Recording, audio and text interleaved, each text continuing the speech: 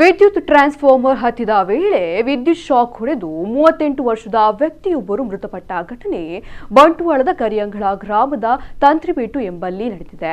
ಮೃತರನ್ನ ತಂತ್ರಿಬೇಟು ನಿವಾಸಿ ಹರೀಶ್ ಟಿ ಎಂದು ಗುರುತಿಸಲಾಗಿದೆ.